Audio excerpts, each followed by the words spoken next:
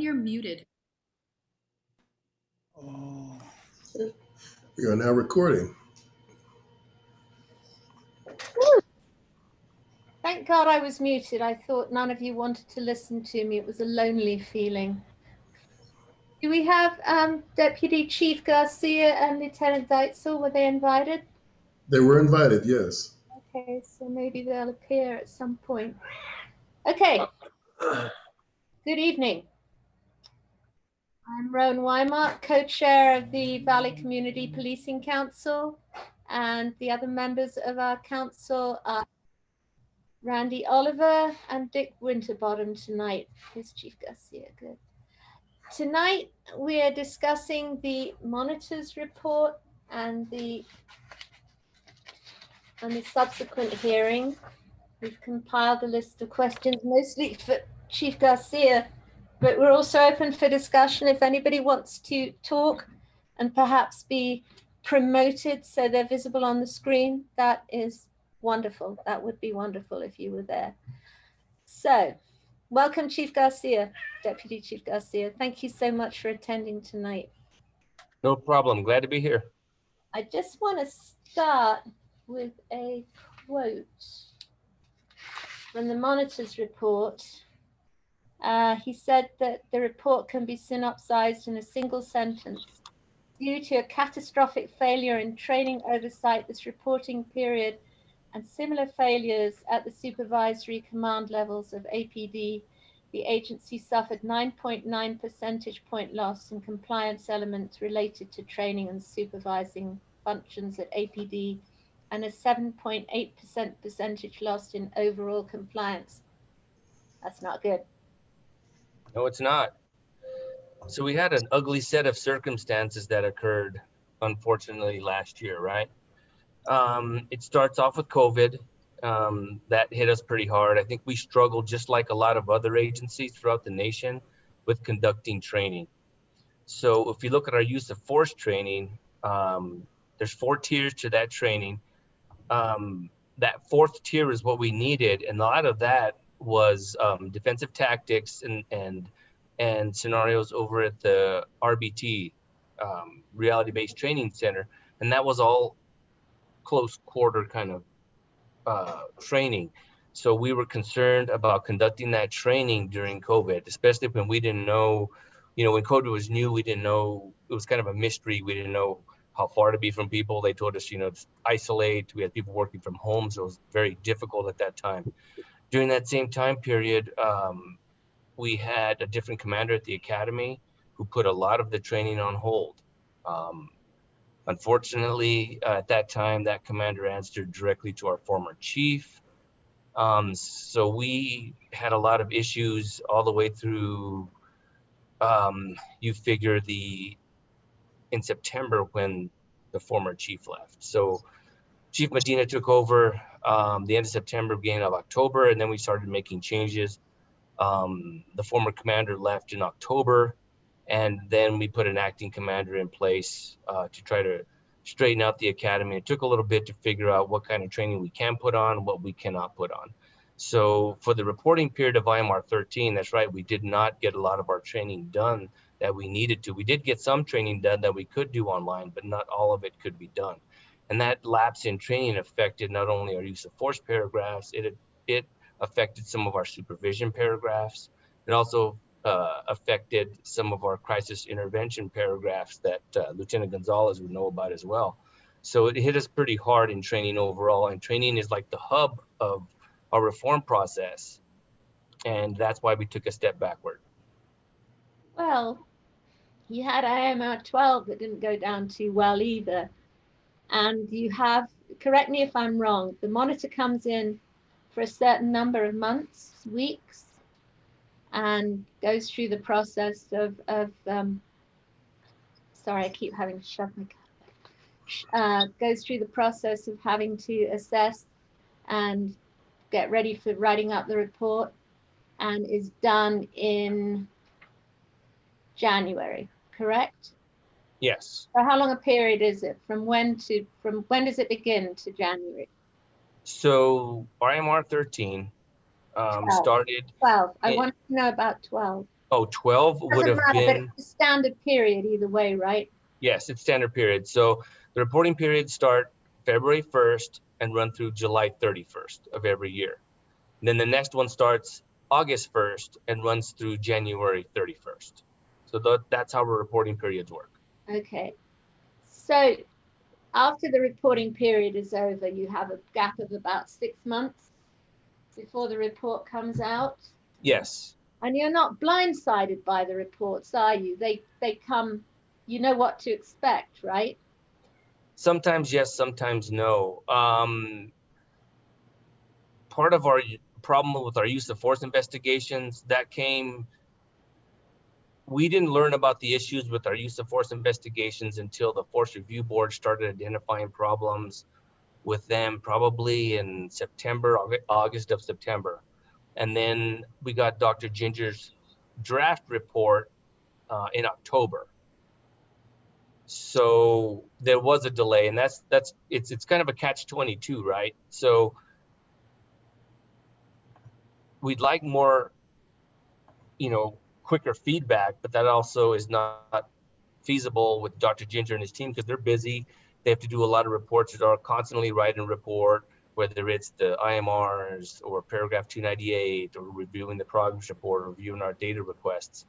But there's a delay in that, like you said. So like we don't get the draft of the IMR for approximately 4 to 5 months after the reporting period ends. But IMR 12 was not complimentary. And No, so, IMR 12 and 13 were not.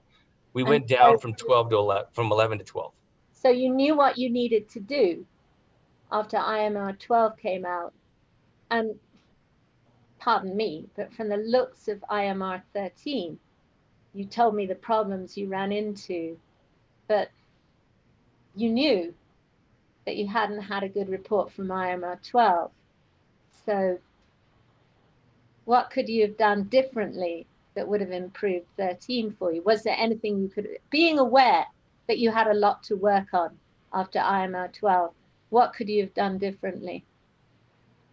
Depends on which area you're looking at. I mean, as far as training goes, like we're talking about training right now, we could have done a lot of things differently. I think the organizational structure at that time didn't help us at all. The commander answering directly to the former chief was not an ideal situation. That was tough, and that stalled a lot of what was going on. Now, you got to remember in IMR 12 as well, COVID was part of IMR 12 as well, because that was in February to July.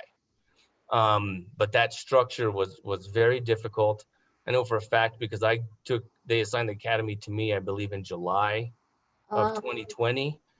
And I quickly realized I had a lot of work to do. And it was difficult, and I can tell you this firsthand, it was very difficult for me to make decisions when a commander goes directly to my supervisor, which was the chief. Okay. How long did you have responsibility for the academy for? And that was on top of your regular work, right? Yes, so I had the compliance bureau, basically, well, we called it the Professional Standards and Accountability Bureau. But I had all those duties, and then I got internal affairs, force, internal affairs, professional standards, and the academy added on to my duties. Well, there's a lesson learned right there, right? Yes. You've given too much. Extremely and given difficult. With IMR 12, you must have known that that was going to create issues and problems. Absolutely, absolutely. So But why didn't you back away and say we need someone else to do some of this? Well, first of all, you know me, Rowan, I'm going to attack. If my boss asks me to do a job, I'm going to do the best job I can, and I'm not going to turn it down. But there really was nobody else to assist me with that. And that was the chief's decision at that time. He decided to give me all those areas that I didn't stand up and ask for those areas. No, I know that. Yeah, they were assigned to me. But there are how many other deputy chiefs? There's 4 others. So couldn't one of the other deputy chiefs taken one of these tasks on? Tell They me what they probably do that they couldn't have. could have. I did ask the chief at the time for assistance. Part of the reason they gave me the academy was the chief had told me there were circumstances that the academy had been assigned to some of the other deputy chiefs prior to me, and that didn't work out. So that's why he was assigning the academy to me. So you did it because your boss asked you to do it, and you're a team player and you think it's important that you do what you're asked to do. But Yes. you give But that a reason for things not going well. I'm not, I'm just trying to ascertain how there can be two such no, great monitor reports in a row. no, I totally understand what you're saying. And that's why they brought on Superintendent Stanley on to relieve a lot of the workload that was on my plate. So, he's got both internal affairs and the academy now, and that did relieve a lot of the work on my plate. And I've been able now, obviously, to give a little more attention to other areas like compliance and, of course, crisis intervention. Dr. Ginger also says in that single sentence that there are failures in not just training, but also in compliance elements, that there's a loss of percentage points in compliance elements. Does that get laid squarely at the feet of training, or is it for other reasons also? That goes, that's across the board. It's not just training. So when Dr. Ginger's talking about overall compliance, he's talking about operational compliance. Right. So that's right. So we fell back in a few areas. Training did hit some of those areas because we didn't hit the goals that we had in IMR 11 or 12, and we didn't maintain them. So we fell back because we didn't hit the training component that we needed. Other areas that fell back were related to use of force, some supervision, like Dr. Ginger spoke about at the hearing. Some of the supervision paragraphs fell back as well. But that was more of an overall department, not just training. Okay, that's where I was getting at.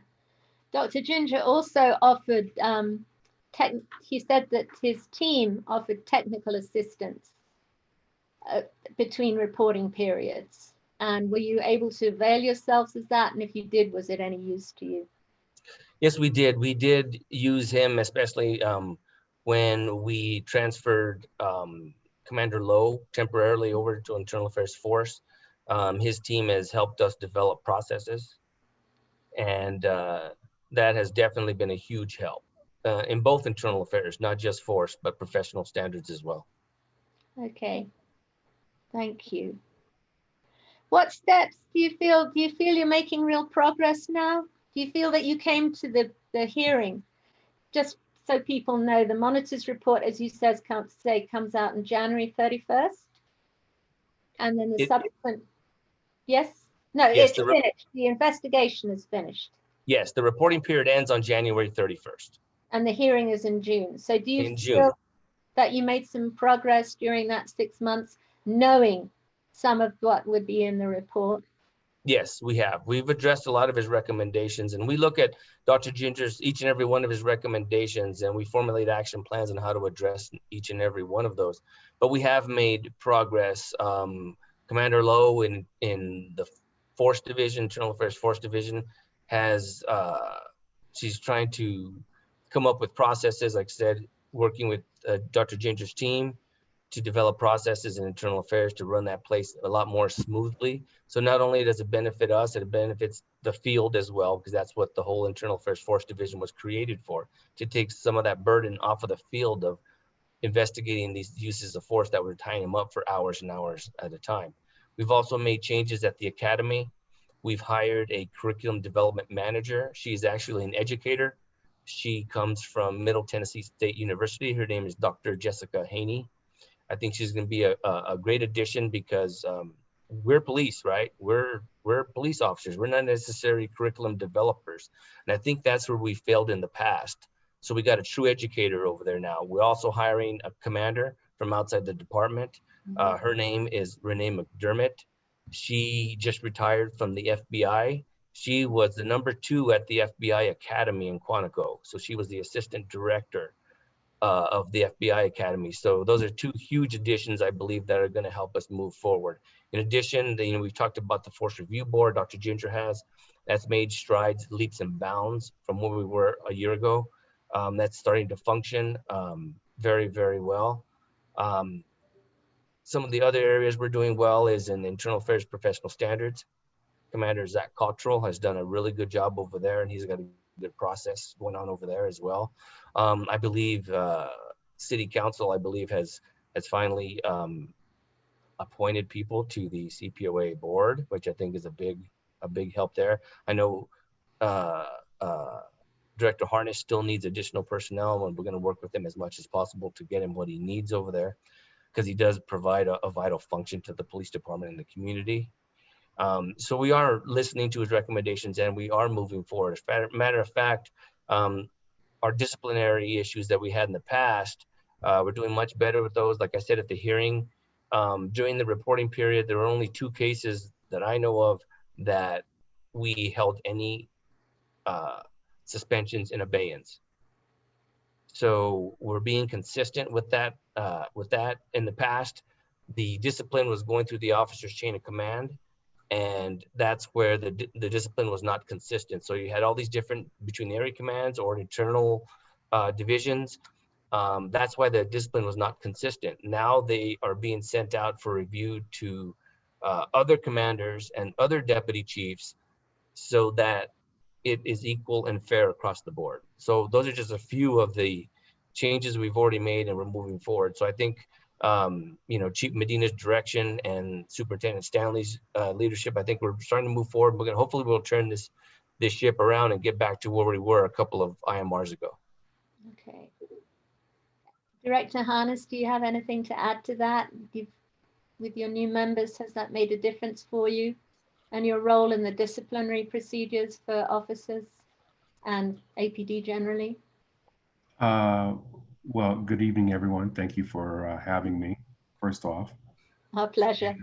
And I thank Deputy Chief Garcia for his candor. And I think, one of the constants is that he has been a good leader in this process, and that's been recognized by the monitor, and that's why of APD, we all know how much transition there is within that department, but there's been one constant over the last 4 years now, Deputy Chief Garcia, that you've been in charge of compliance, and you've been directing the ship. Yes, we are now a full complement as far as the CPOA board. This is monitor visit week, so I've been in meetings all week with the deputy monitor, the monitor, city council, and I think one of the positive developments, if we're going to discuss discipline, is the centralization of the discipline. Not only with Deputy Chief Stanley, but there's going to be for minor violations, and not to complicate it too much, but minor violations have a tendency to get dispersed throughout the command.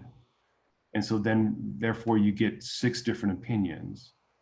And so the department is developing a standardized centralization for review of all of those minor kinds of violations. And so there will be a consistent voice as far as discipline goes for minor violations.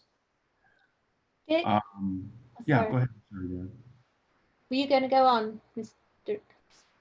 I was just gonna emphasize the positive part of the IMR for the Force Review Board.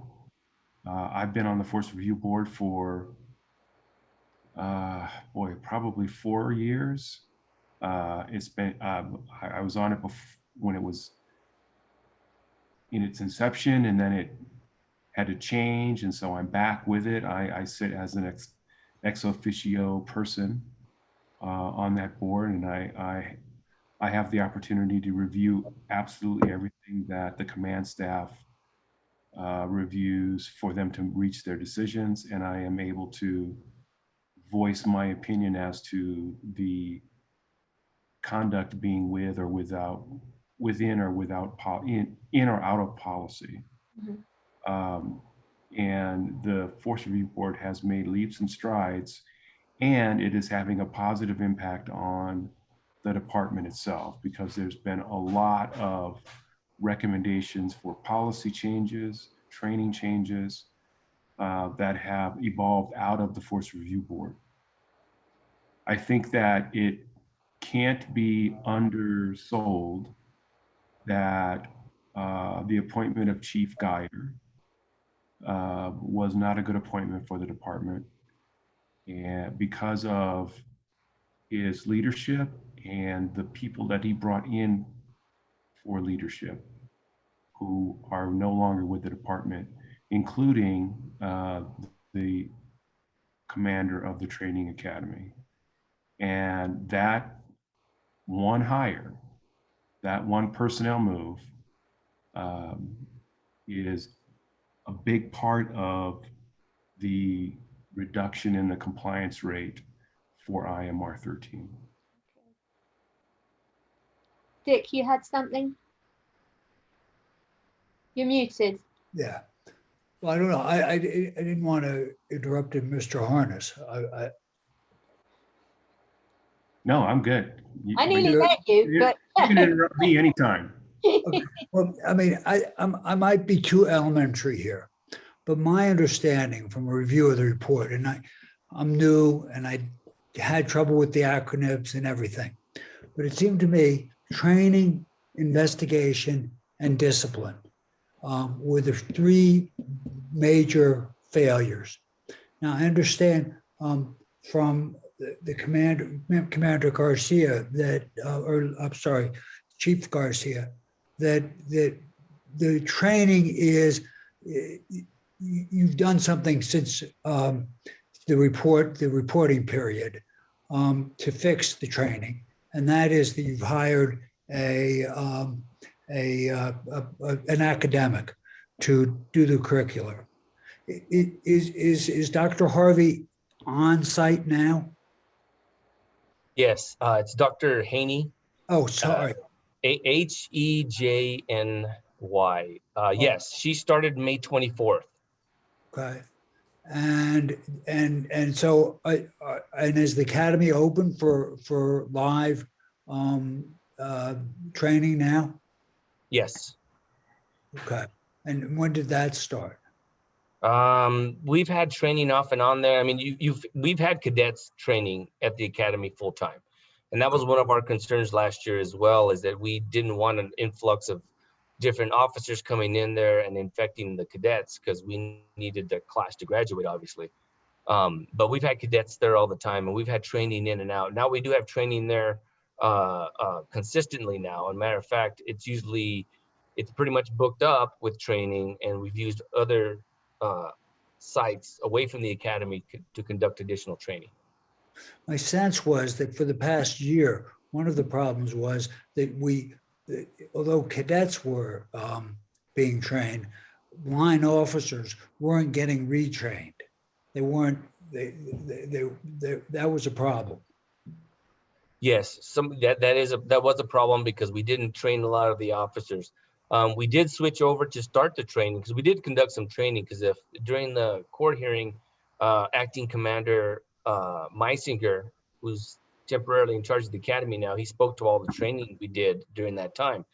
And I attended training, as a matter of fact, personally. And normally where we'd have 2 to 3 people per table in the academy to train in our large classrooms, we were only having 1 person per table. So we couldn't have that many people in a class due to COVID. So that slowed down our training as well. Now, you said that there is a new director of the training. Yes. Who's that? Her name is Renee McDermott. Oh, okay. And she will be starting in July. Okay, that was my question. So she's not on site yet. Not yet. That's why we have Acting Commander Meisinger still in charge until she gets into town, because she's moving here from Virginia. Uh-huh. So, I mean, isn't that a problem? The continuity of training from Geiger's fellow to Medina's temporary fix to at last in June, we're going to have, or July, we're going to have something permanent, someone permanent. Absolutely. You're absolutely right. And it's not just at the training academy. It's that consistency and leadership that we need. And that's what we're trying to build right now in a lot of areas, to have a consistent commander and a consistent command staff. And it helps for training, but it also helps for all the other divisions as far as the officers are going to feel more, they'll actually feel less stress, more willing to do their job when they know who their boss is going to be long term. That's crucial. So does the Berterma have a long-term contract? She's being hired as a commander of the academy. Now, how that structure is going to work is that Superintendent Stanley will be over both of them, but Commander McDermott will answer directly to Superintendent Stanley, and so will Dr. Haney independently, so that the commander cannot override Dr. Haney. And that's based on the New Orleans model of New Orleans PD, of how they run their academy. And they've had some success in that department with that structure. So at least there's room for optimism, I take it, with training. Yes, I have a lot of optimism. I'm looking forward to it moving forward. Of course, it took a little bit of time to hire. I think Director Harness will speak to the process of hiring somebody in the city is not a quick process. And plus, we wanted to get the right people for these jobs. And in the past, I think we've rushed to place people in situations that I think they were not ready for or not suited for. Okay. Then let me turn to investigation. The way I read the report, and as I say, I'm no expert in the subject, but investigation was essentially in shambles. We weren't hitting timelines. There was a tremendous backlog of investigations, especially for the most serious uses of force, which meant that, of course, it affected the ability of the department to discipline. And there's a line in the report that for the most serious uses of force, detectives handle only one case apiece on the average in a 6-month period. And for the secondary uses of force, they handle 3 in 6 months. I mean, hey, if those detectives are on the streets, I know why we got a crime problem in Albuquerque. Absolutely, sir. It was a disaster, and it was a total mess in internal affairs force. Absolutely, we had bad leadership there. We have changed the leadership. We also didn't have consistent leadership there as well. We've had just about a full turnover of people in there in an IA force right now. We have a whole new set of people in there, and we're recruiting more people. We're also switching to hiring civilian investigators, because we've seen the success that Director Harness has had hiring civilian investigators for the CPOA. So we're looking at that model to hire investigators for force as well. We're gonna have to train them, of course, but we're looking at that model too, so that we can still have officers on the street. It doesn't impact our Field Services Bureau as bad. Tell you, I mean, and I don't mean to take up all the air here, but what is IA different? The investigation for IA different than it is for use of force? Are there 2 separate parallel lines going here? Yeah, so let me give you a quick, like a IA 101 basically for our department. So we have 2 internal affairs divisions. We have the Internal Affairs Professional Standards Division. That's your traditional internal affairs, which they investigate officer misconduct. Now, the Internal Affairs Force Division, they investigate uses of force. levels 2s and 3, like you were talking about earlier, right? So those level 2 and 3 uses of force are investigated by an IAFD detective. They'll respond to the scene, speak to witnesses, gather evidence, and they start conducting that use of force investigation. Now, not every use of force investigation has misconduct attached to it. So while they're conducting their use of force investigation, if they uncover misconduct, then that turns into a misconduct investigation. So you have them doing the use of force investigation itself and also the misconduct. Now, the misconduct investigation could stay with that detective in internal affairs force, or depending on the complexity of that case, it could be referred to the internal affairs professional standards just for that misconduct portion. Okay, and then, and so the level 2s and 3s are run by the IA use of force, and the professional, I've missed it. Professional the IA, standards. that they only do the ones. Those are misconduct cases. So when there's a alleged misconduct by an officer, internal affairs professional standards will handle that investigation. So if I'm investigating an IA use of force and I find misconduct, it gets transferred over to the professional standards? Depending on the complexity of it. If it's not complex, that detective that did the original use of force investigation will keep that misconduct.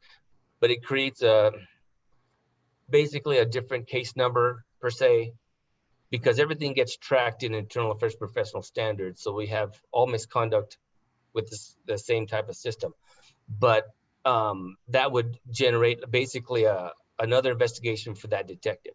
Now, if it's a civilian complaint, if it's a citizen or civilian complains against somebody on the department, then that's Director Harness. The CPOA does those investigations. Okay. And does the CPOA get also the more serious misconduct reports, or are they handled exclusively within the department? If it's an internal complaint, our internal affairs will handle it. If it's a citizen complaint, Director Harness will. Now, sometimes he may collaborate with Commander Cottrell. And then, of course, if they uncover criminal misconduct, that's a whole different story. Then that gets referred to the criminal division for investigation as well. Now, one of the problems is that as I understood it, that detectives were handling the investigations exclusively for the IA force investigations. And they didn't want to be there, or Ginger, I think, said that they were essentially sabotaging the investigations. To correct that, is that why you're bringing in civilian investigators into the IA force investigation unit? Yes, well, there's twofold there. There's two things that are happening. We're hiring our own internal investigators to assist for civilians, but we're also bringing in the EFIT team, and that's the external force investigation team. That's part of the stipulated order we have filed with the court, and that's run by a separate administrator. His name is Daryl Nyer, and he's got people working for him, and he's hiring investigators now. We're hoping they'll be basically in service sometime next month. That team coming in is going to shadow our people, our investigators, to help them do thorough investigations and do investigations correctly, more efficiently, and make sure that we do conduct them within the timelines. Now, if one of our investigators totally bungles the investigation, let's say, or it's going to go over timelines, his team will take that over. The EFIT guy. Yes, sir. I see. So he has the ability to pull investigations that he thinks are not going well and substitute his agency or his people in the investigative capacity. Yes, and he will also be making quarterly reports to the court as well. Now, when does he come on? He's already started with us. We have had several meetings with him. Matter of fact, he was here earlier this week for the site visit, and he attended some of the meetings with the monitoring team. He's in the process right now of hiring his investigators themselves, local ones, because they're going to go out on call outs as well. So when a use of force occurs in the field, and one of our detectives gets called out, one of his team's investigators will go out as well. So he's in the process of hiring those people that will be here local and responding 24 hours a day, 7 days a week to use of force cases. Now, is Daryl Nyer going to live in Albuquerque? No, he'll be here periodically. You know, it disturbs me that a fellow who has such a critical, as I understand it, role in getting the investigative section in compliance isn't a citizen of Albuquerque. I like the idea in some instances of hiring outside, but why doesn't the department make them move to Albuquerque so they're with us? Well, that wasn't, yeah, he will hit one of his lead investigator will be here in Albuquerque. He'll be here periodically throughout the time period. The stipulated order did say that nobody that has previously worked for APD or currently or retired cannot be the EFIT administrator and cannot be involved with the team whatsoever. And that makes sense, right? Because we're in this settlement agreement because we used excessive force, right? And we have shown, and we're still in this, so we still have shown that we haven't crossed that bridge yet, right? So bringing a specialist in to assist us, I think is the right idea. Yeah, I agree. If he could be here 7 days a week, that'd be fantastic. It's also a very expensive prospect for the city, but I believe it's going to be money well spent and get our internal affairs back on track. Now, I think they said they needed something in the area of 16 or 14 investigators to fully staff the EFIT unit. I'm not sure on the total number of investigators. I haven't been involved in the detailed conversation of how many investigators.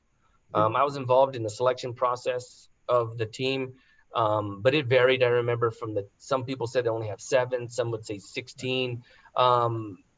He's going to have to hire enough to be able to keep up with the cases, put it that way.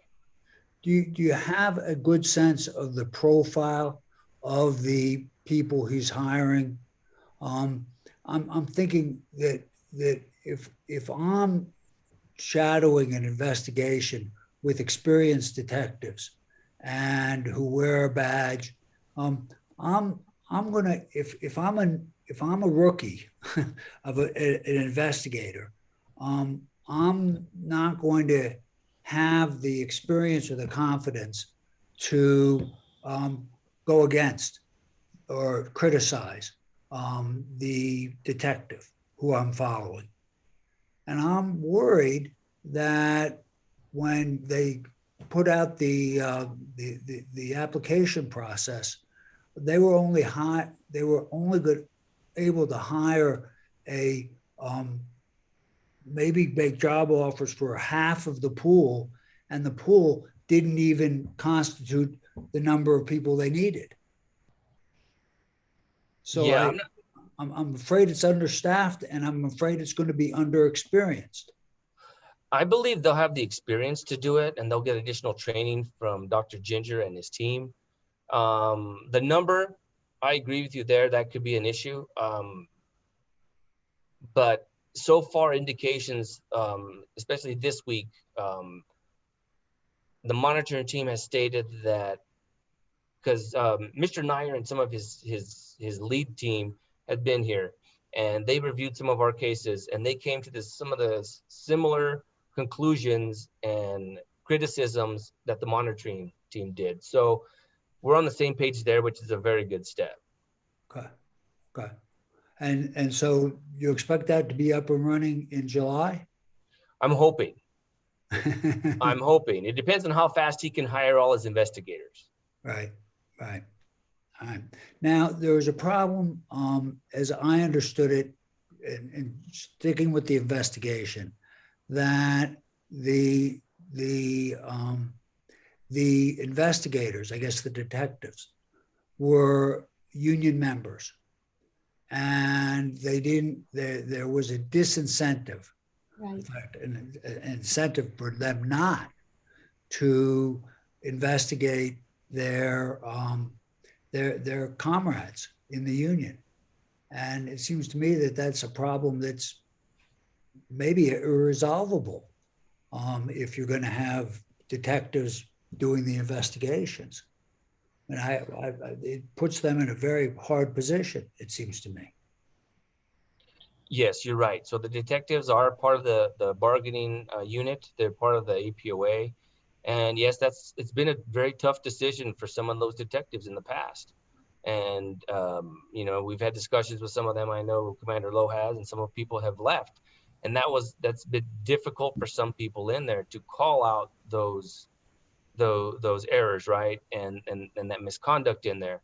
So, and that's another reason why we're bringing in some of these civilian investigators, because they're not from our department, and they're not part of the bargaining unit, and they don't necessarily know any officers. So I think that's going to help us in that respect. But it takes, I'll tell you what, to have somebody do that investigation, and we are bringing in the right people, it takes somebody with a lot of courage and integrity to do that job. It's not an easy job, and I'll tell you that right now. It's not an easy job. And everybody in it that's doing it now, and they're doing it correctly, and we're going to get back on track. You know, they need the support of myself and other executive staff, because they are doing the right thing. And it, like I said, it takes a lot of courage and integrity to be able to call everything out the way it needs to be.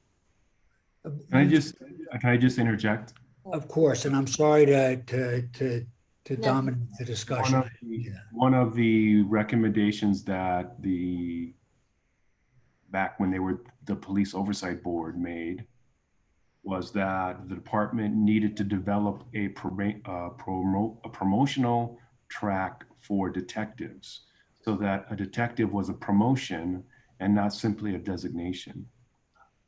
And with that, also the bifurcation of the APOA, that you cannot have supervisors in the same bargaining unit as field service officers. And that's been on the table for at least 3 years. We're encouraged that the department has developed the Detective Academy, which started a couple of weeks ago. But detectives need to be a cut above, and they need to be promoted based upon examination and criteria, much like a sergeant. And then there needs to be a divergence within the department for the promotional track for those entities, so that you have an investigative division, and then you have a field services division, you have a patrol, and you have people that do investigations. And we've advocated for that for a long time now, and we're happy at least the development of the Detective Academy, but we would encourage the promotion of that detective being a promotion. Mm-hmm. And you know, what is really unsaid here is that the collective bargaining agreement is really the root of a lot of these issues. You know, it just is, and there's no way around it. I'm not familiar with any other department that the officers every year get to go choose where they want to go based upon their bid and their seniority. I came from an environment where the chief told you where you were going to patrol and where you're going to serve, and you had your tracks for promotion, and then you went along seniority lines, but you served you served at the discretion of the department. And here in Albuquerque, it is not that way with the collective bargaining agreement and the bid process. Officers decide where they want to go, and they decide what supervisors they want to follow, and they're all in the same bargaining unit. And that is a core problem, because the chief and the command staff of this department do not have much discretion in personnel matters in that way. Mr. Arnaz, I think the union contract is up for negotiation this year, isn't it? It is. Who's the negotiator for the city?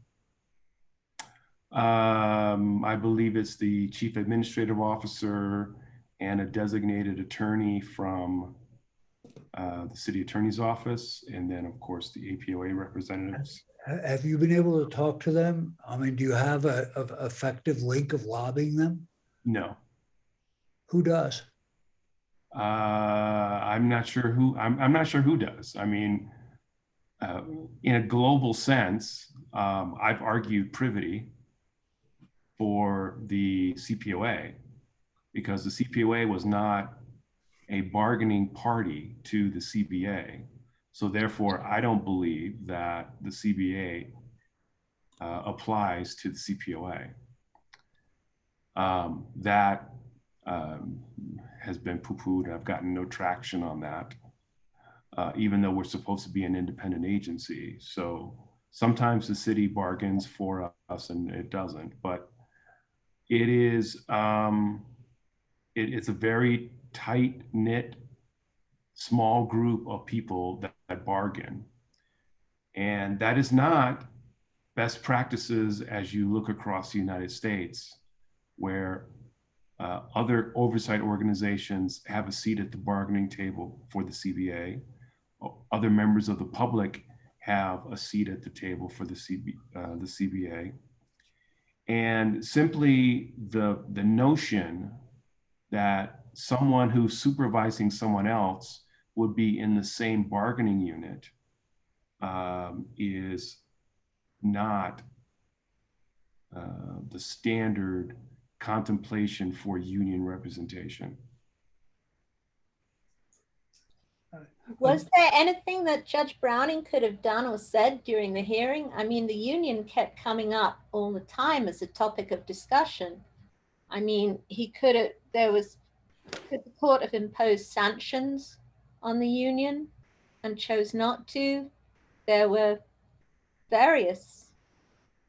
many discussions, and the Crime Matters initiative is a little to the side, but every group that could write before the court brought that up as a topic of great concern. Was there anything Judge Browning could have done? Not based upon what was in front of him or presented to him at this point.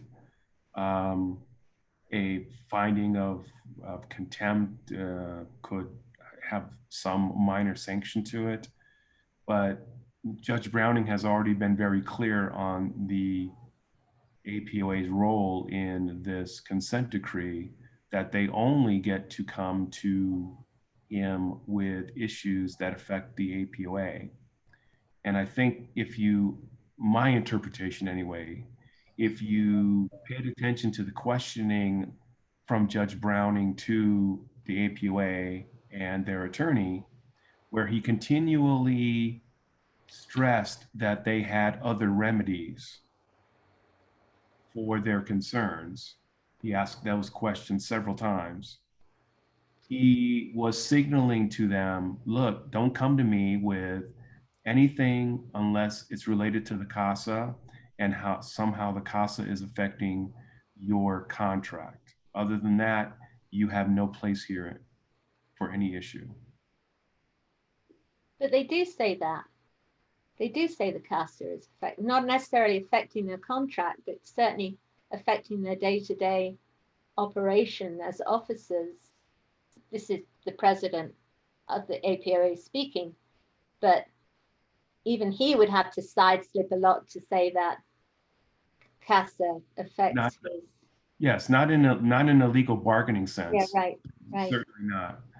But if you take President Willoughby's argument to its logical extent, essentially what he was saying is, we can't diminish crime unless we can use excessive force. That's what it was. Much. Yeah, that's what he was saying. That's what he was saying. What he was saying. That's what he was saying. And incidentally, Deputy Chief Garcia, I just want to commend you. It sounds like I've never heard a deputy chief or the chief or anybody say before we were using excessive force. That's a big thing. That's huge, to admit that this was necessary and that was happening. And there were levels of response. There was responsibility on every single level. So that to me is a big deal, that it seems to me that you're moving from being reactive to proactive and really trying to get this done. I mean, get everything, not have another 6 years. Absolutely. And Representative Maester at the end of the hearing said the best thing ever. He said, it's up to the officers to bring about the change. If they're going to go on resisting it, there might not be any change. But if they find a way to address it and support it and be proactive, then there will be change. It's kind of a given. If you build it, they will come. So I just wanted to commend you for saying that. Also, one of the people appearing before the court said he felt the monitor's report was a bit too negative. Do you see that? I mean, it's tough taking criticism. Let's be honest, right? It's a tough thing, but you know what? We have to know our faults to improve. And I'll be the first to admit that, we're just not there yet, and we do have a ways to go. Is it negative in points? Yes. He does give us accolades where areas are doing well.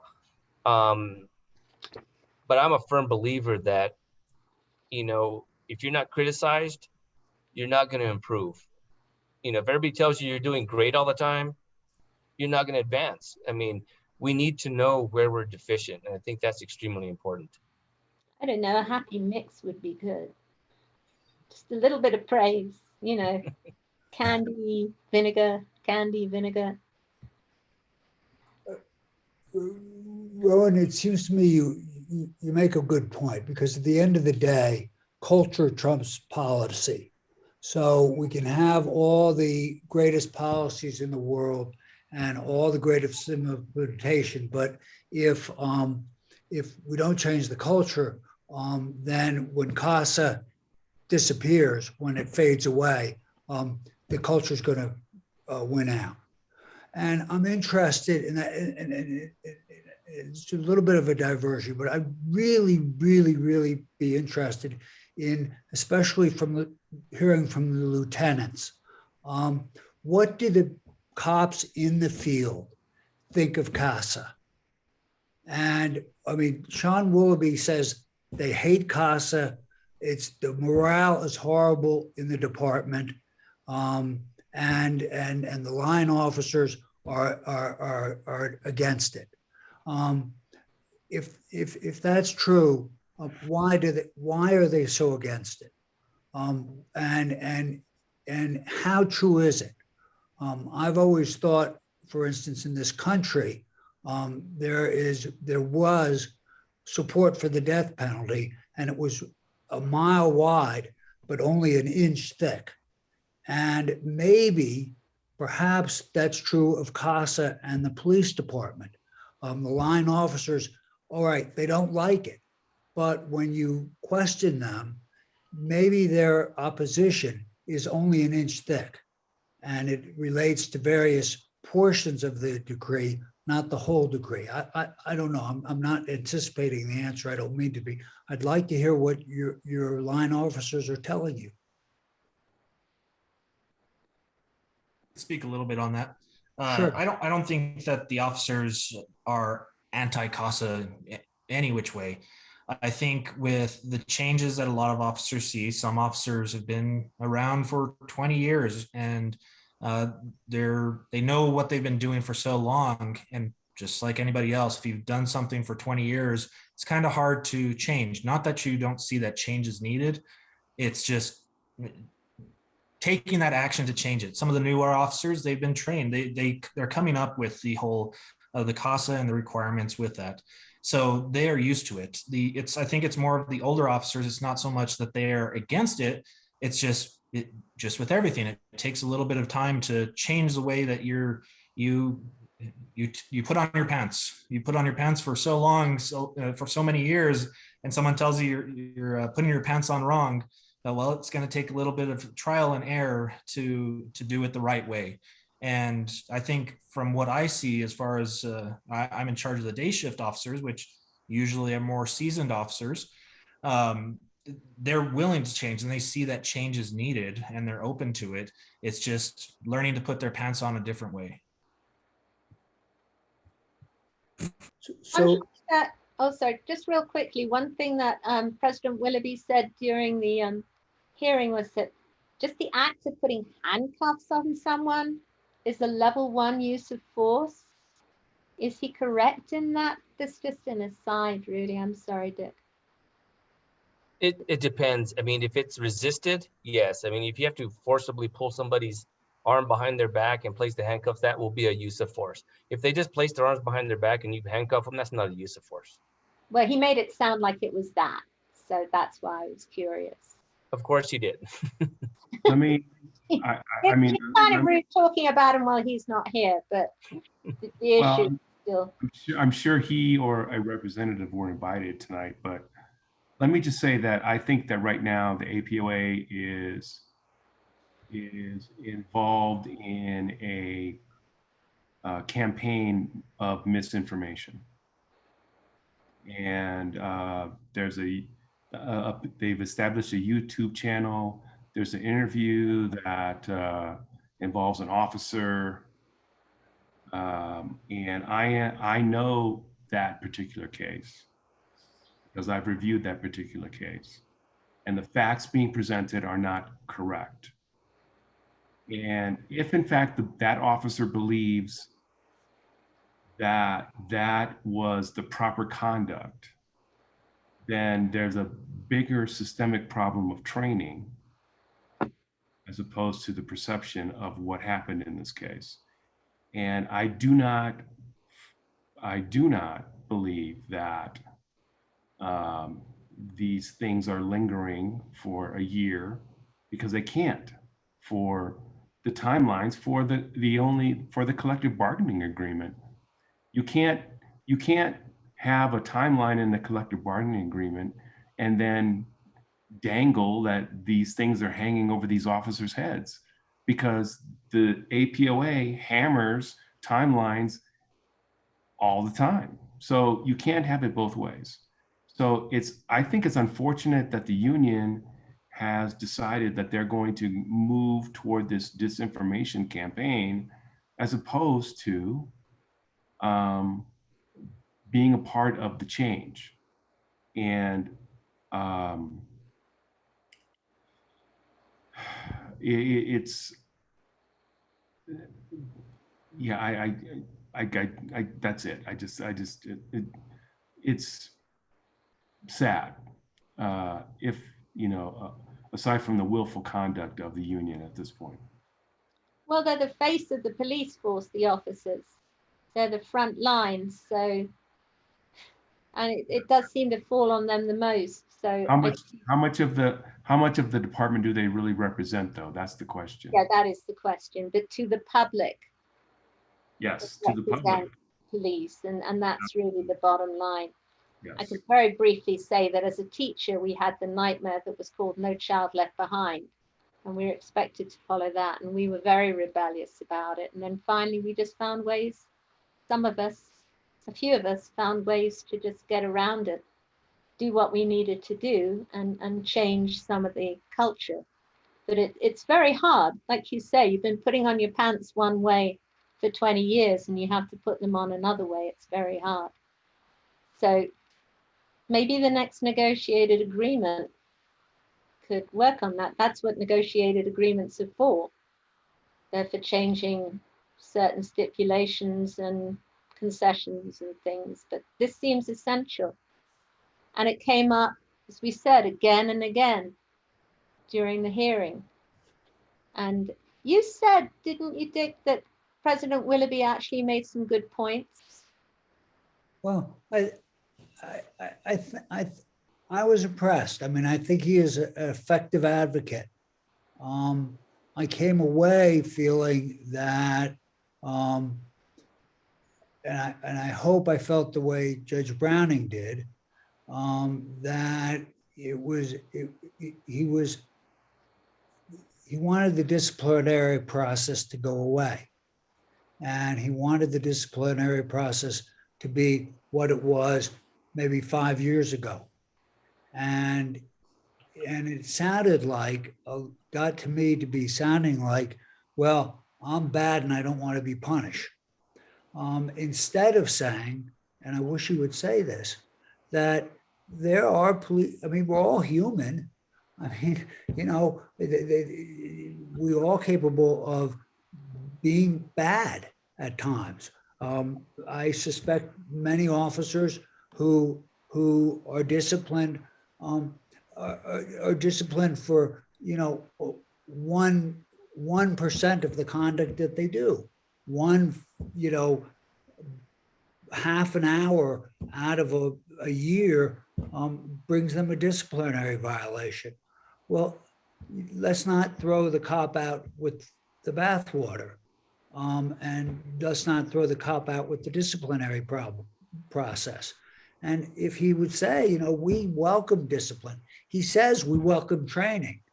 If he said we welcome discipline and let's work to get it done, then I think he makes a better point. And it just sounded to me like he didn't like the fact that there was a new monitor in town.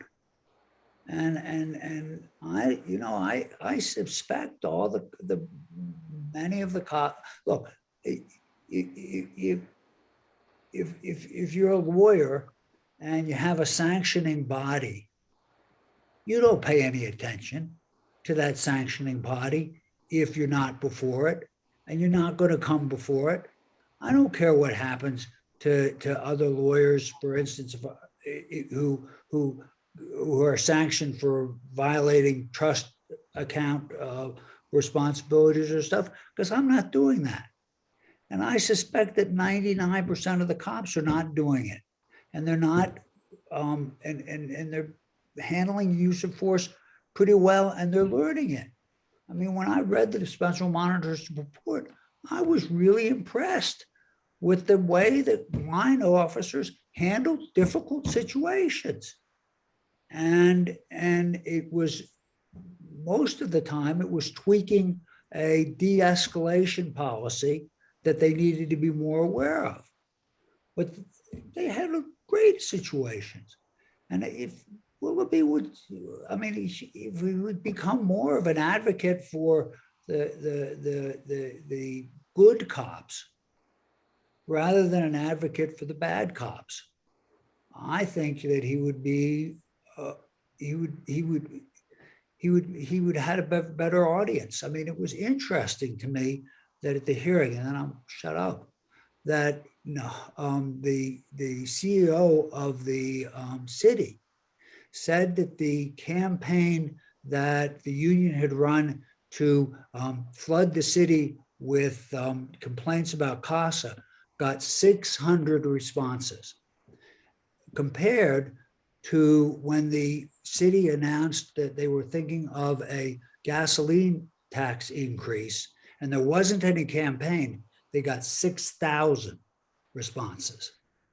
And so she's saying it was much ado, maybe about very little. And I would like the union to think about that. I mean, Lieutenant Napoleoni, I mean, I appreciate what you said. What can the plaintiffs do? What can the Justice Department do to sell CASA to the line officers? Let I me don't think interject. it's Let me interject 2 points. I'm sorry. No. I'll pull back the veil here. The reality for officer discipline here in the city of Albuquerque is that until recently, when there was a pre-disciplinary hearing where there was a suspension considered, the only representatives in the room were the union and the officer and the deciding official. There was no representation from the department to say why this discipline was correct. That has been changed. And as far as over discipline, it's no secret that a couple of years ago, I was a candidate to be to start the Oversight department in Fort Worth, Texas. And I sat at a luncheon with the chief and we discussed the use of mediation. And he said that, yeah, we're considering mediation and we've got this case that we think is really ripe for mediation. And it was where an officer was less than professional with a person who was arrested and in his demeanor and conduct toward this woman. He was a 19-year veteran and had no disciplinary history. And this officer was being asked to consider to go to mediation and serve his 30-day suspension. 30-day suspension for 19 years of a clean record, and his decorum during an arrest. That would never happen here in Albuquerque. That would be maybe a written reprimand. So for the union to spout how they're over disciplined and it's just so rough to be here as an officer is just propaganda, really. That's what it is. Well, for the purposes of tonight, what we're saying is that the APOA is a considerable impediment to the success of the CASA, just to boil it down, or is something of an impediment to the success of the CASA, because they feel like it's impeding on them and their abilities to do their jobs. I mean, that's it in a nutshell, right? That's what it is. But to move on, two things really, and I hate to bring this up again. I feel like I brought it up a meeting before last, and it did come up during the hearing. We feel the need to understand the Claude Trevino case better. We want to know what exactly happened, why there weren't any enhanced crisis intervention team members there, and if it was indeed a pocket knife that was thrown, or how badly was the cop injured, the one that was injured, and was the shooting justified? I feel the burning need to know that, and I know that others do, and Peter Kubra brought that up in the hearing, and I still don't quite have a grip on it, and it just sounds too like John Boyd to me. So I need to be reassured, it's not like John Boyd. The actions taken were appropriate, and there was a reason why there wasn't an enhanced crisis intervention training person there. So if you have an answer to that, I'd be very grateful, you or Mr. Harness. Well, I don't believe it's to the extent of James Boyd. I mean, that was, you know, a totally horrendous situation. I don't have the details on that specific case, Rowan, and I would hate to speak and give the wrong information to you. Mm-hmm. What we can do is we can arrange to have somebody speak on it that has more knowledge, maybe somebody from the multi-agency task force. As far as the ECIT aspect goes and whether an officer was dispatched to that, I'm not sure. Lieutenant Gonzalez is on this. He may be able to answer. I know Lieutenant Dietzel did some background on that, and he couldn't make it tonight. He had to attend another meeting, unfortunately. But John, do you have any other information as far as ECIT on that call? I don't think there was one available for that call. Again, I think you guys know the ratios of our ECIT program being a voluntary program and us having a certain percentage. And I think everybody's pretty familiar with that, but I don't think there was anybody available during that call. And it happened, as far as I know, and I don't know the details of it either, but I think it happened pretty quickly. I guess that leads into one other thing. Should ECIT be made mandatory? I don't believe so. I don't believe so. I mean, first of all, the CASA states that it should be voluntary. And I believe the reason it should be voluntary is you want people who have a passion for dealing with these type of calls. You want somebody who wants to do it, not somebody who is forced to do it, right? We do have quite a few officers. We have close to, I think it's 40 something percent, close to 50% of the officers in the FSB certified in ECIT. And we are expanding those numbers, but I think making it mandatory would be a detriment. It's just like when we started the CASA, right? Chief Eden decided to make all officers CIT. It said, the CASA said 40%. So Chief Eden said, let's do better. Let's make it 100%. Well, then they came around and said, well, no, it has to be voluntary.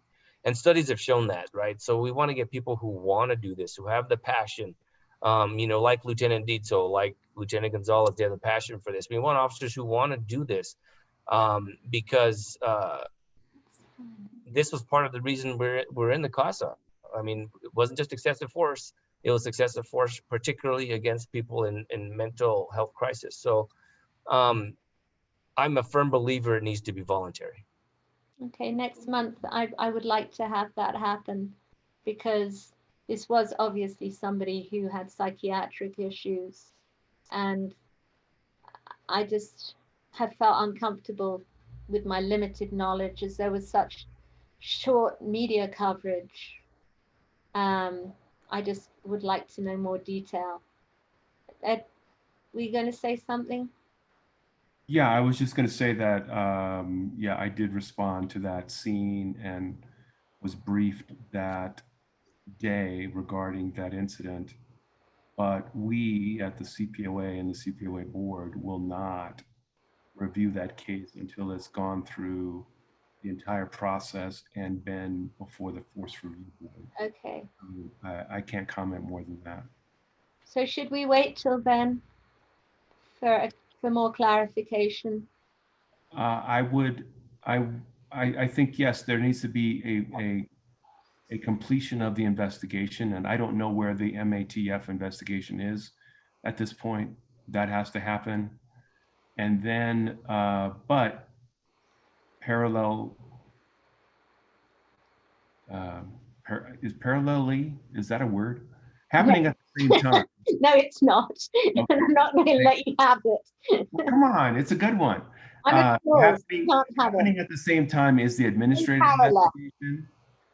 In parallel is the administrative investigation, and that's what we examine at the CPOA and the CPOA board, the policy aspects of the incident. And once that's done, and once it comes to the Force Review Board, I will be at that Force Review Board, and then that will then come to the full board for its consideration. So it's just maybe not ripe at this point, as far as ripe as in the legal consideration of it. But certainly I understand the concerns of the community regarding that incident. I was told in a meeting, and maybe I misunderstood, but I was told in a meeting that the investigation had been concluded. So clearly it hasn't been. Honestly, the criminal aspect of it, the MATF aspect of it, maybe. I do not know about the administrative aspect of it, because I don't track that until it gets to the Force Review Board. Okay. Because my board can't act until it goes to the Force Review Board. So the timelines and all of that, and I think it's important to understand that it's a standard procedure for the CBA timelines to be waived. Mm-hmm. Oh.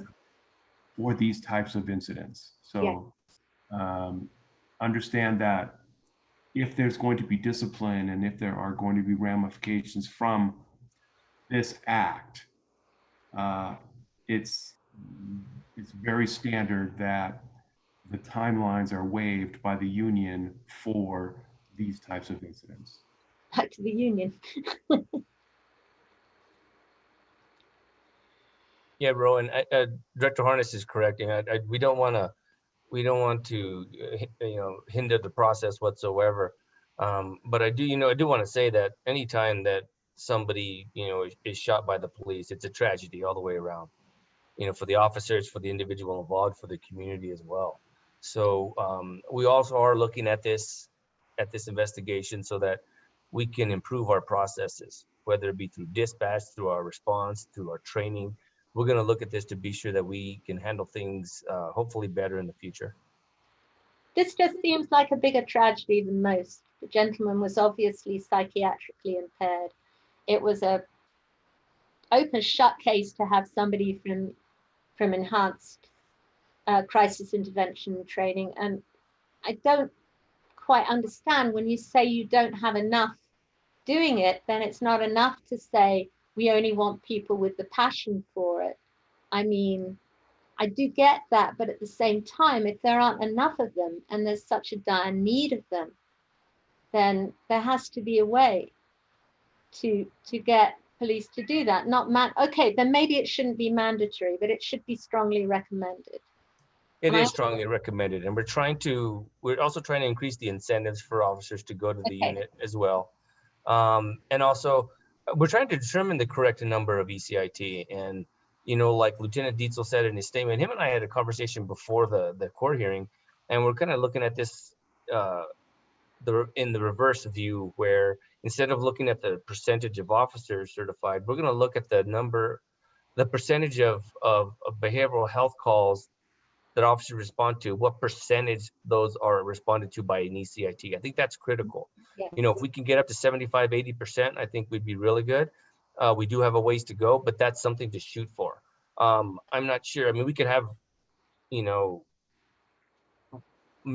have 60% of ECIT of field officers trained, but if none of them respond to these calls, we're still failing.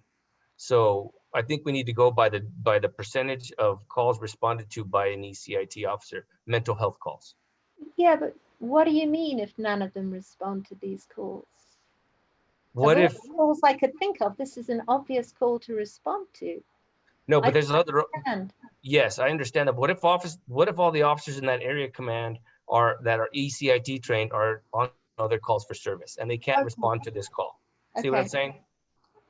I guess, but I think it's like when having done on a ride along and see all the priorities listed on the officer's computer, that when a priority 1 comes up, it's just screech to a halt, stop, and go to that priority 1.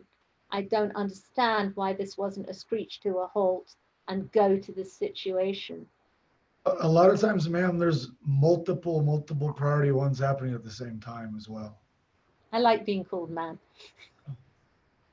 Gives me a feeling of importance. Okay, so, but in all honesty, a gentleman weaving through the traffic in San Mateo, we've all been on San Mateo. I'm sorry to keep coming back at this, but this seems a much more dangerous situation, much more potentially lethal situation. I don't know the other calls. I don't know how bad they were.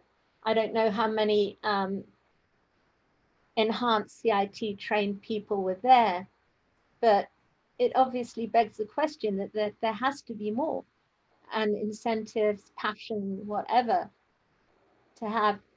Just how many officers were on the scene? I'm sorry, were there 2 officers, Director Harness? I'll stop talking about it in a minute because I know I'm not talking to the right people and I know I need more information. And we're happy to wait until everything's concluded, all the investigations and everything. I'm simply stating a concern as a community member. I think it's clear there were 2 officers involved in the event. Okay. Yeah, it's also possible, Rowan, that they may have had an ECIT officer that was responding. I don't know. They could have had one, and that he just doesn't arrive on scene in time before something happened. Okay. We won't know until we get all the facts. And you know me, I believe in transparency, and Right. we're gonna lay it all out there, because this could be obviously gonna be a learning experience for us. Yes. Well, that's why I wanted to bring it up to the front again to make sure that all the facts do come out. The article in the newspaper was pathetically flimsy, and it was only one. And I know a lot of things happen in Albuquerque, but that's all I have to say on the subject. The one topic we have remaining is kind of a sidestep, but last month we did a presentation, a panel discussion on restorative justice. And we know that there is a person employed to help with teenagers. It's called Rapid. Does anybody know what the if Miss Covington? Rapid Assistant Diversion. Rapid Assistant Diversion. And that's Miss Tanya Covington was the director of that. She was here. I saw her. I don't know if she's still here. It's a program that's meeting with a lot of success in other parts of the country. And so, Commander Brown, what happened? You were going to be referring people after the weekends, after the traffic incidents and things. Did nobody need referral? I'm not sure who's been referred or not. I think like we said, it for the RAD program, it depends on age. Okay, so these are younger. Yeah, so for the RAD program, it's the Rapid Assisted Diversion that deals primarily with juvenile offenders, to keep them from going into that system. If it's an adult who doesn't meet that age requirement, they don't qualify for the RAD program. And frankly, it's people that are of age that should know better. The Rapid Assisted Diversion program is geared to keep our youth out of the system in general, and to have a more positive outcome, and to kind of learn from past mistakes, and to be confronted by victims of the crime that they've committed, or to better show how their actions have affected the community. And in that sense, it's been successful. To a certain degree. To a certain degree. Most of the people that we've been dealing with have been above that age group and are of the age to attend the bar scene, legal drinking age, and things like that. Okay. But we plan to, as a policing council, to make a recommendation about expanding restorative justice in the department, because we've been doing a little research, and we've seen how effective it is in other cities and other parts of the country. And so that's one thing that we're going to work for. So you've been warned, it's going to come your way at some point. Well, that's good. And I think, just to kind of put it on your radar, I've been working with Judge Dominguez, who's the head judge at Metro Court, on a program to get referrals in for people experiencing homelessness or mental health crisis. Instead of an officer making an arrest, right now there's no intake into a system other than the arrest phase for, say, homeless court. That has to come from a service provider, and what we're trying to do now is open that pathway to where an officer can make that referral themselves, and to where it doesn't they don't get into the system, having to go through being charged to go to jail and everything else. That way it gets them into the treatment systems that they need. And some of them you have to realize too are voluntary. I mean, our officers from downtown, that they go on, they deal with people every day who, if they're open to and willing to it, they'll take them into some of the programs. But it's a process right now that I'm working on with Judge Dominguez, and we're hopeful that it'll keep a lot of people out of the system that don't need to be in the system, and get them the mental health and substance abuse help that they actually need, that would alleviate a lot of their problems. And that can tie into the program, you think, to the diversion? And that's exactly what it is part of the diversion itself. Yes. Okay, that's good to know because it's an important system. Randy, do you have anything you'd like to ask? I do actually. This question is for Deputy Chief Garcia. So I was listening to you talk about sort of the processes that you're developing to kind of meet those CASA standards. And it seems like when you get the reports from the IMR reports, a lot of the adjustments are reactionary. And I know it can be a struggle to kind of have a proactive approach. So I'm curious, do you guys develop your own like key performance indicators to see if you're like on track? Do you measure yourself against certain things like benchmarks, milestones, so that you can kind of do a self-evaluation? Yes, we're actually starting to do that now. You're right. We've been reactionary for the most part, trying to keep up with the recommendations from Dr. Ginger. But yes, we have our performance metrics unit that is moving forward. A part of the thing we've done in response, and sometimes we look at other agencies and see what they've done and had success with, because why reinvent the wheel if somebody's done that similar? So we use the scorecards that the performance metrics unit has developed to show compliance and to find out internally, are we complying with certain paragraphs of the CASA? So that has helped. We want to expand those, and right now we're in the process of expanding that unit from 5. We want to move them all the way up to 12 people in there to be able to conduct these audits, because eventually that's how we're going to be in self-monitoring, is through a group like that that's going to monitor our own performance, and that way we can show the court that we are a self-monitoring agency. Okay. And then my other question has to do with kind of about the comment you made earlier in terms of just like organizational, what's the term I want to use? Maybe organizational hindrances in terms of, you know, structures and how you're kind of now that there are certain ways that that's being alleviated. I'm just curious, do you feel like all of the new people that you're hiring, for example, the new commander for the training academy, do you feel like that there is an environment that will be created or has been created or is in the process of being created that they can be successful? Do they have the tools to be successful? And are they empowered to say, I don't have the tools to be successful and this is what I'm going to need? I believe they have the tools to be successful, but you're right. They need to be empowered, and they have to have the support of myself, the chief, and also Superintendent Stanley, to be sure that when they do speak out, that they are given the necessary support, resources, and staffing to get the job done. And that's going to be critical. And I think in the past, that's where we have failed. We failed to support some of our leaders in this department. And I think this is going to be a big change. And I think it's really going to help us.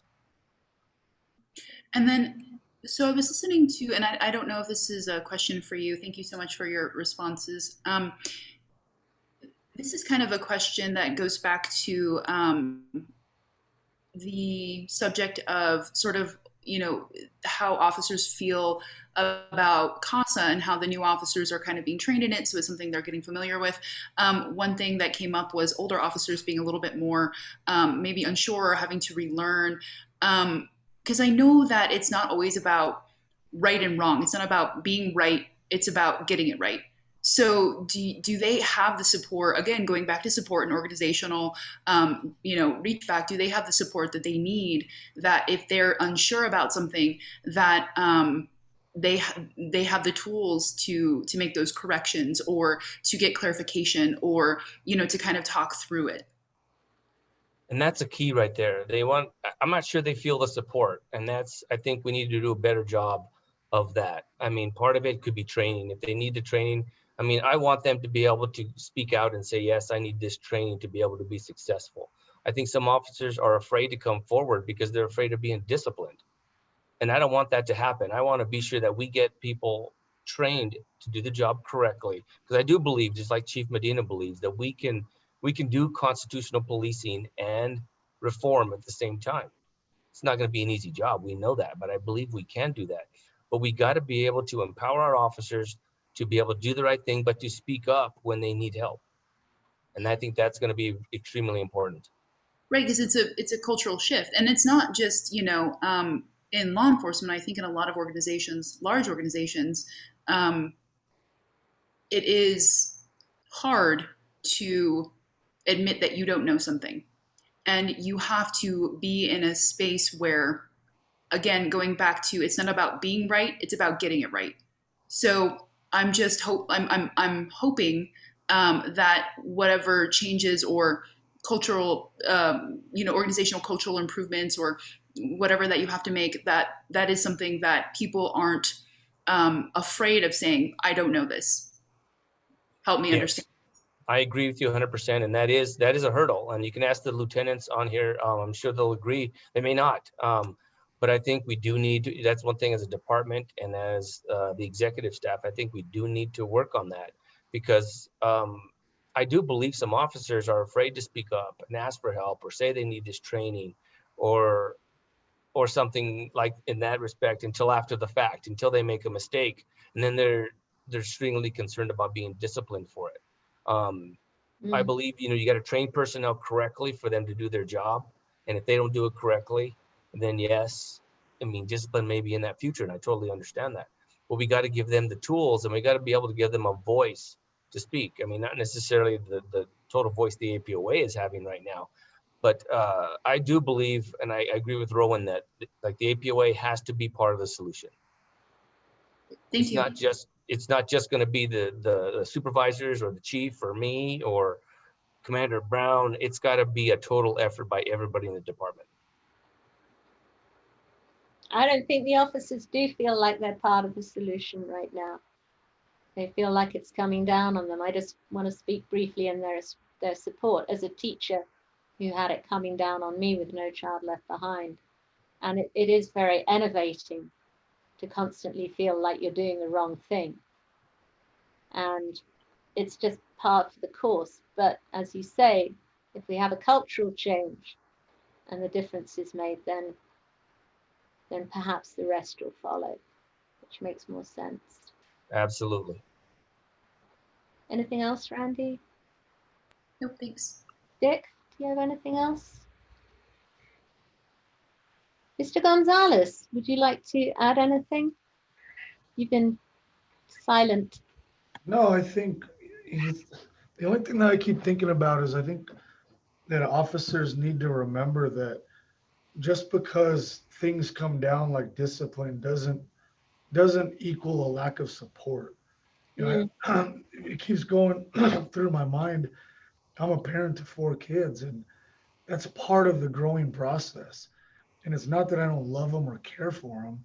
And they need to understand that just because, as I got to tell my 15-year-old son, if we can be friends someday, that would be great. But my job is to raise a self-sufficient, respectable, hard-working young man, and we're not always gonna be buddy, I guess. And that doesn't mean I don't support them and I don't love them. And I think that's one thing that officers need to understand is it's not just because there's some discipline that happens. Who do we think we are that we're above correction? Just because something comes down doesn't mean that the department or the higher ups don't support them. And it's another one of those things that, when there's been so long without correction, when there's any little bit of correction, there's a lot of freak out. And I think that that's just, again, it's a cultural shift. You have to, teach them that it's not always a bad thing. I tell my officers all the time, sometimes force is part of the job. You can't be afraid to do your job. We're not in trouble for using force. We're in trouble for using bad force. So those are the things we got to correct. It's just like excuse me, it's just like the camera issue. In the beginning, nobody wanted to wear a camera. They thought, oh my God, I shouldn't be, nobody trusts me and nobody respects me as a professional. But more times than not, it helps them out in their profession. Mm-hmm. And if you're doing something that you don't want recorded, you probably shouldn't be doing it. And so slowly, I think officers are accepting it and trying to learn and grow. And I don't think it's as bleak as the unions made it out. And I think that people are, it's a big deal to change the culture, but it needed to be done. So just go with it, learn and get better. And I think we'll be on our way to making big changes. Thank you. Thank Amen. you, everyone. This was a good, productive discussion. I just want to say we had low attendance tonight, but it has been recorded twice because apparently I've recorded it too. And we will be sending out the recordings via email. So let's encourage people to watch the recording because I think we got a lot of valuable, useful information tonight. And we may continue the discussion or divert the discussion into something else. So that was wonderful. Thank you so much, Deputy Chief Garcia. Mr. Gonzalez, or what is your title, sir? I don't know. I'm actually one of the lieutenants at the Crisis Intervention Unit. Oh, great. I'm so glad you could come. I wasn't aware of that. Thank you for having me. Oh, it was a pleasure, sir. It really was. And thank you, as always, Director Harness. Thank you so much for being here tonight. My pleasure. Who you got on Tuesday? England or Germany? Oh, God. It'll be He a good supports Germany. I support England. Of course of course, but it'll be a good match, I think. I'll have to watch it. I'll have to watch it. We're talking about the European soccer. Yes. I just want to say thanks to everyone who participated tonight and attended, and thank you for having me and allowing me to voice and vent at the same time. Voice and vent. So thank you. We now move on to some area command concerns. So any of you that are not part of that are welcome to step away. Thank you, Rowan. Thank you.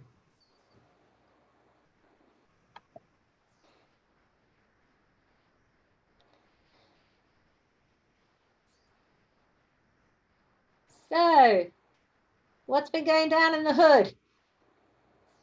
I normally never say that kind of thing. I just couldn't resist. Wow. What's All I can that? say is, wow, Rowan. You want me to start off with the property crimes? Go for it. Okay.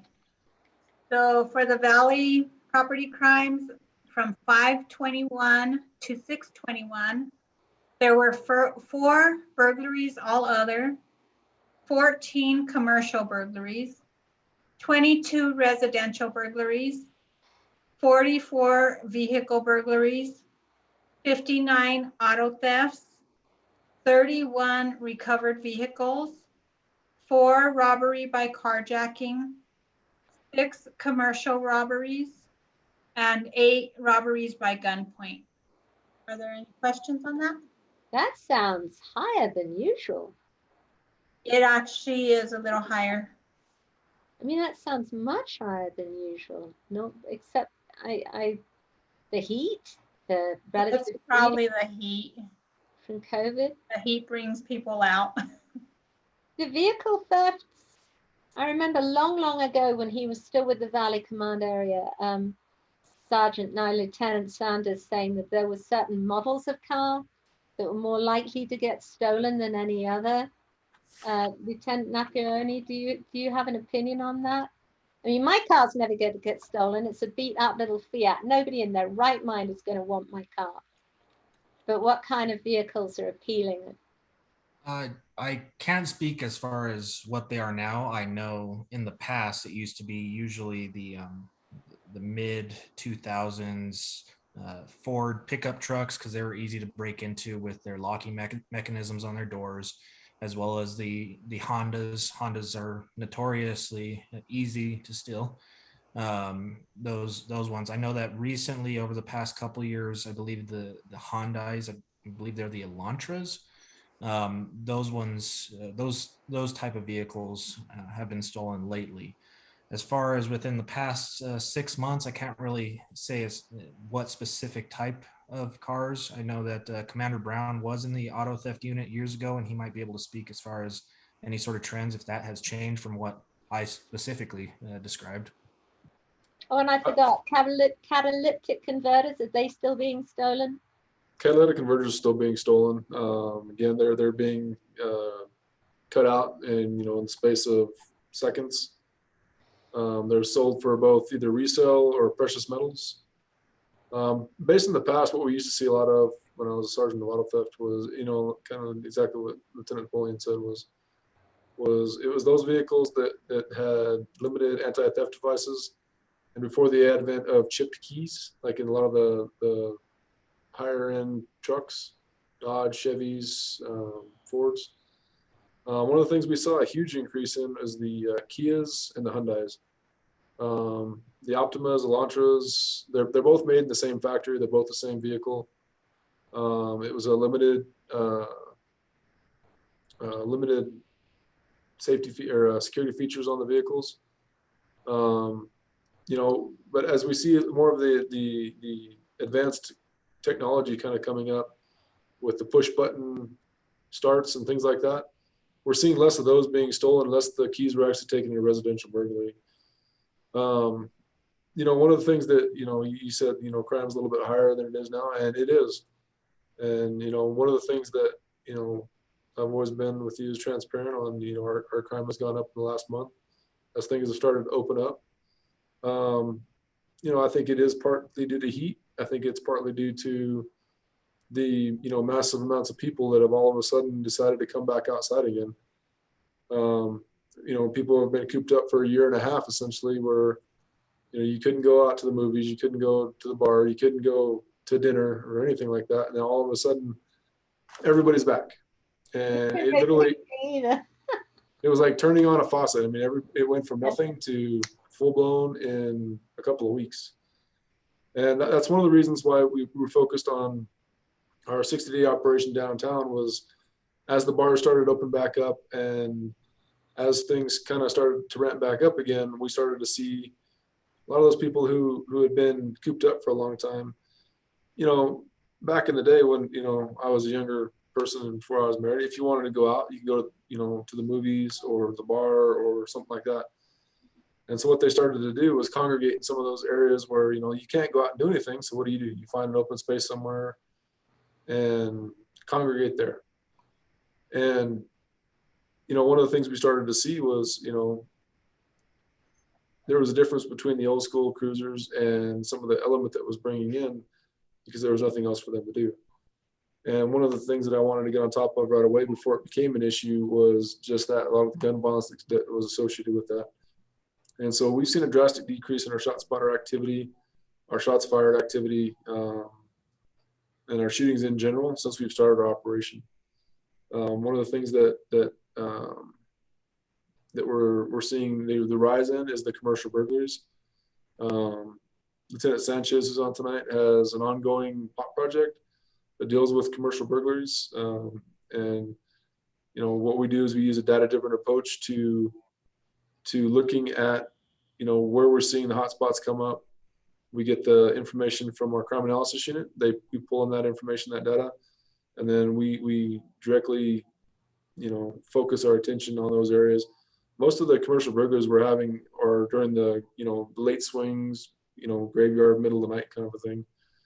And so that's why we had our graveyard lieutenant pick up that project, because that's when most of our activity is going in. Lieutenant Sanchez, if you'd like to weigh in on that. Absolutely, sir. Yeah, so I put together a commercial burglary attack plan, which basically involves 2 officers from the area command going out and specifically being involved with just focusing on the commercial properties in whatever hotspot area that we've kind of picked out from all the data that Ms. Laura compiles for us. So on a week-to-week basis, I'll look at all this data and say, okay, beat 236, for instance, is a hotspot. And within that beat, these officers who are assigned to that for that particular night go out.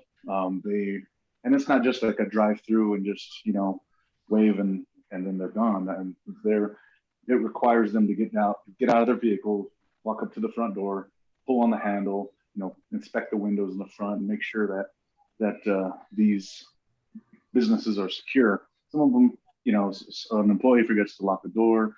Then we have somebody go inside, we get an alarm. By that time, they're already gone. But part of the operation is one, checking the businesses and making sure they're secure, or being able to find the ones that have been burglarized and be able to report them faster in the hopes that we can, for solvability reasons.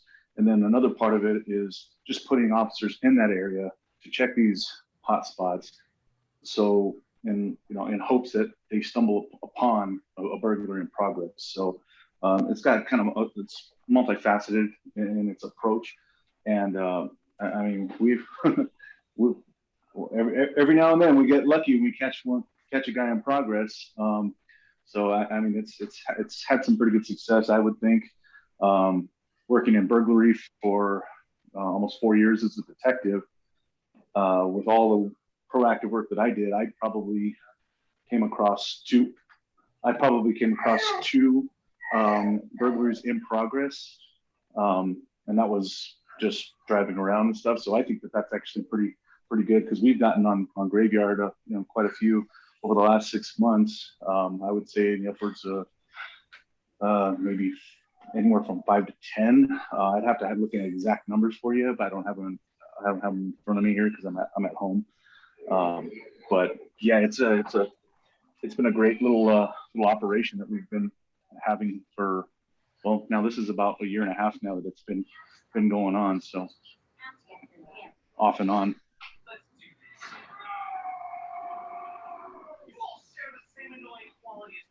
I know from experience that people will walk up and down the street and check to see if your car door's locked. If Yep. it's not, they will take anything. I mean, I had the connection to my auxiliary sound thing stolen, and my proof of insurance and my registration was of absolutely no use to them whatsoever.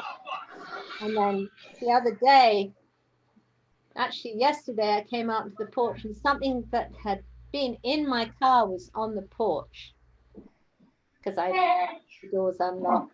And I went and checked, and nothing was taken. Nothing. There was nothing in there to take. So, but if you do leave valuables in your car, yes, Laura, I know. If you do leave valuables in your car, then for God's sake, lock the doors. That's so important. And would one of those steering wheel locks be a good thing to have also? What are those called? So The anything- club? So yeah, so anything you do as a deterrent, they have steering wheel locks called the clubs. There's actually a brake lock that actually works even better. What it allows the vehicle to do is it goes underneath your brake pedal. It's made out of hardened steel. It's a little bit harder to cut because on the steering wheel, one of the things you got to remember, like on your brake pedal, is that piece of steel is specifically hardened and is hard to cut for a reason. Because if you're in an accident or you have to stomp on the brakes, they don't want it to bend. They don't want it to break.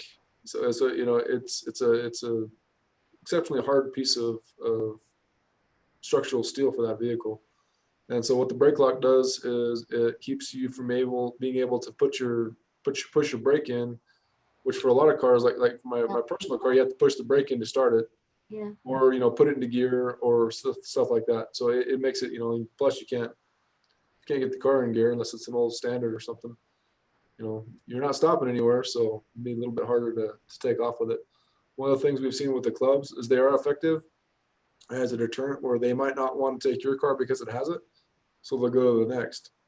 If they do want to take your car, what they'll have to do is take a hacksaw or something and chop through your steering wheel, which is a softer material than the club itself. I mean, some of the steering wheel material is, it's less than the size of my pinky, just covered with the foam and the outside material. So once they get through that, they just bend it out of the way, pull the club off, and they take off. But what that does, though, by using the club and things like that, is it's a deterrent for your car. If your car has it, it's target hardening. It's something to where I'm going to go on to the next car. It doesn't have it because it's going to be easier, quicker, less chances of getting caught. But the thing you were talking about, the under the brake thing, that's invisible. They don't know it's there till they get in the car and try and start it, right? That's true. Yeah. So I mean, if you leave your car unlocked, we always advocate lock your car. Don't leave vehicles in the car. I mean, that's pretty good. I mean, one of the things we had a really hard time with in the past was the vehicle warm-ups. you know, which was something that was 100% preventable auto theft. Yeah.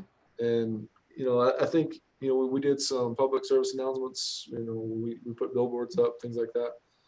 And I think this last year, you know, with the pandemic, we'd have to really go back and look and see on 2019 as compared to 2021, exactly, you know, how effective, I mean, because a lot of our numbers went down across the board during the pandemic just because people were home, they weren't out driving, things like that. But I think people are getting the picture, you know, don't, and you know, the funny thing is now in the wintertime, yeah, you're warming your car up because it's cold. In the summertime, we get them taken because it's hot. You know, people go outside, turn their air conditioner on, and you know, let the car cool off. And you know, that's one of the things why we take these precautions, because you know, you say you have a Fiat nobody wants to steal. Well, when I was in college, I had a '79 Toyota pickup, and it was a pile of junk. And I went into class one day at UNM, and I came back out, and my truck was gone. And because that class had been canceled, and I was in there for probably no more than 10 minutes. And you know, that's a disheartening feeling. I understand that feeling personally because it's happened to me. And you know, you think, you know, who would ever want to steal it? That, you know, lo and behold, they took it down the road about a mile, and you know, the police found it within a month because it didn't run very well. So and it wasn't very nice vehicle. So I think they took it and went, this thing's a piece of junk, and dumped it. So I got it back within about a month. But we just always ask for people to be, you know, be cognizant of you know, what they leave in it, where they leave it, and you know, make sure you leave it under a lighted area, and just use, you know, precautions as we go. I guess I'm really curious, and we've got a little time for this. How do carjacks happen? What do they do? I mean, I've never seen one. I'm not aware of one. Do they come? They fling your door open and get you out of the car? I mean, what happens?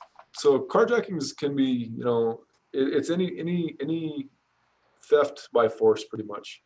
Okay. It can be, you know, getting someone drug out of the car. It can, some of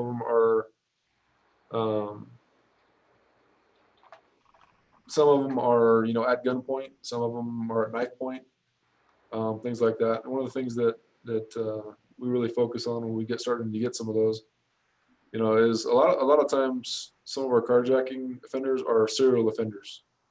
These are the repeat criminals who are drivers of crime. You know, because your typical criminal or person isn't motivated by, you know, going out and just taking a car unless there's specific intent behind that. Okay. We've seen it where, you know, it's part of another commission of another crime than armed robbery, or at a you know, gas station or restaurant, armed robbery to an individual. A lot of the things we've been seeing on a lot of these are narcotics related, where, you know, people on social media now is huge, where they'll set up narcotics deals on social media, whether it be Snapchat, Instagram, whatever social media platform they're using. And they'll set up these narcotics deals, and we call them dope rips, because what will happen is somebody will show up, you know, expecting to buy marijuana, fentanyl, whatever they're looking to buy.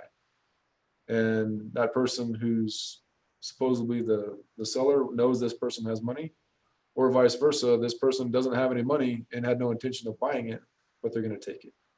That's where we get some of our, you know, our carjackings, where they'll come out and it'll be a crew, and there'll be, you know, 2 or 3 guys in the vehicle. They'll come out, rob that other person, take their drugs or money and their vehicle as well. So we had a kind of this thing happen downtown last weekend, I think it was. Ended up in a pursuit, short pursuit, because they ended up wrecking out. Well, the guy took off on foot.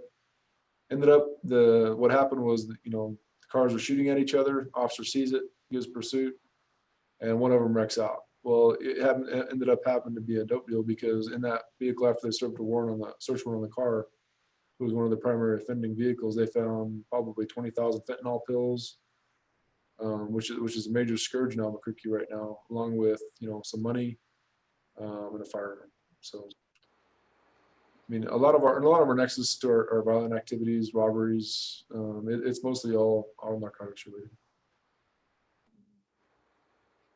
Are there any other areas more than most? I mean, the downtown area, is that the primo area for those kind of activities in the command area? Or are there other areas that are? For right now, mostly it's downtown and probably South Broadway. If you look around Stadium Liquors, some of the other areas where, you know, a lot of the areas that have to deal with substance abuse problems. Mhm. You know, if somebody's at, you know, at the liquor store, you know, somebody who has a substance abuse problem, trying to get something cheap, free, and rob someone else. Mhm. That's why when we start to see these kind of trends and flares go up, there was an arrest of, we had a female offender who, there was a male driver. She would get out, rob a store. She was picked up, I believe, last month, or actually this month, but a couple weeks ago. I took off vacation last week, so my days were kind of messed up. But you know, I mean, it crosses all genres, all bound, you know, all geographic, and you know, people you wouldn't think would be your offenders. I think a lot of our substance abuse problems, you know, drive people to just that. Okay. Is there anything else from anybody else? I want to thank you guys for coming so faithfully to these meetings. You're a real asset, and I always feel very proud of our Valley Police, of our Valley Command area. And I see that when people transfer out of the Valley to other sections of the city, they're all doing good things, good and important things, and getting promoted or really doing good work, and that's the solid grounding that they've had from the Valley. I think personally it's the best command area in the I agree. I have a great group of lieutenants, sergeants, and the men and women who take calls in the field. Can't beat them. I didn't even want anything for that. It's just a genuine, heartfelt compliment. I'm sorry that we didn't start off with all the Robert's rules kind of stuff, Kelly, but we're not bound by Roberts, so we just launched straight on in. Thank you, everybody, for coming. The meeting stands adjourned. Thanks, Ron. You guys have a great day. You too. Thanks. Thanks.